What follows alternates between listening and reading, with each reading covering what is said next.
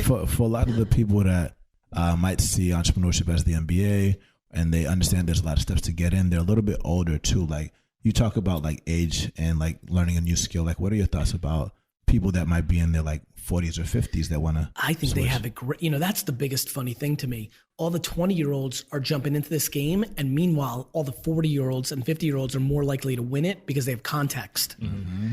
Like it's crazy to me that I look at I look at a 22-year-old dude who's like, I'm starting a startup company, and then a 49-year-old woman walks in and says, I've been an accountant for 23 years. I want to build this startup. She always interests me more because usually the next thing out of her mouth is, yeah, I've been an accountant for 31 years. I noticed that I couldn't find the product that helped me do this. Mm-hmm. She's scratching her itch from experience. Mm-hmm. Meanwhile, the dude is looking to make the Uber of pancakes. Yeah. You know what I mean? So I would tell you, and I don't know your audience, and I assume you're asking this question because which excites me that you have this audience. Yep. There was a video I made, I don't remember what it was called, D-Rock, like 40, 50, 60-year-olds, like 5 minutes for the next 50 years, 6 minutes for the next 60 years of your life. And it was completely made for people 40 and above. Yeah, man, I look, I've got some weird thoughts. I have this dream recurring. It's not a dream. It's what do we call them? Daydreams, like just visions during the day. I keep thinking about this. I guess that's a dream. I get it. I keep having this thought about this woman. I'm not joking, by the way. I've never said this. I keep having this thought about this woman. She's 74.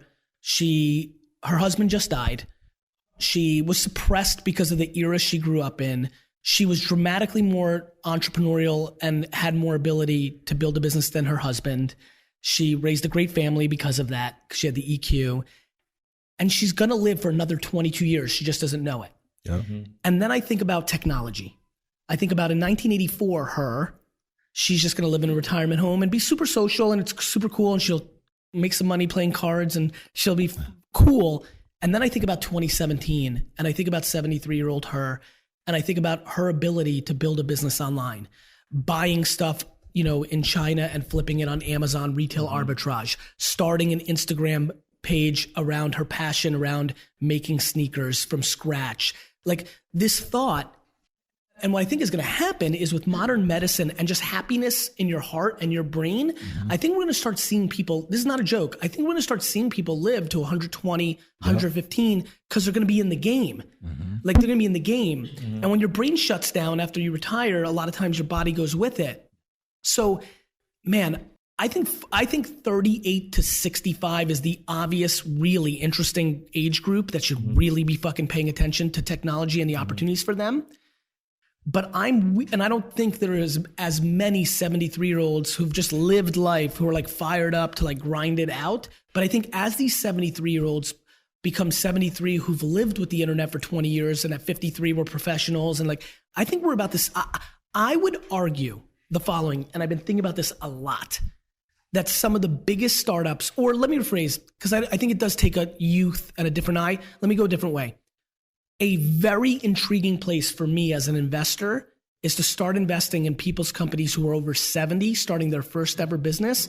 Because I think a lot of them are going to build $5 million a year businesses, kicking $1 million in profit. Mm-hmm. I don't expect them as much, and I could be wrong, but I don't intuitively feel the Ubers and the Slacks and the Wazes are coming out of that. But do I think a direct-to-consumer jelly company like peanut butter and jelly? Do I think a sock company? Do I think a handkerchief company? Do I think a pillow company? Do I think, an $8 to $15 million retail business based on content and product is going to be coming? Like, I've been weirdly thinking about creating a retirement home that's an incubator. That's really interesting. It's interesting, right? Really interesting. Like, that's heard it here first. Yeah, I mean, this is the first time I've ever said it. D-Rock? Yeah. Because I've been marinating. I'm like, I got an idea. Yeah. What if it's a retirement home? They don't want, many people they don't want to go to retirement homes. What if it's a retirement home that's like a fucking Facebook-like campus? It's an incubator. And they spend so much time like looking at clothes for their kids. They probably know all the deals at Kohl's and Marshall's and all that type of stuff. Don't even start on that. But man, you got it. Like what 16-year-olds are doing with Supreme and fucking Yeezys, I think 78-year-old Gertrude can fucking crush it at Marshalls and TJ Maxx. And so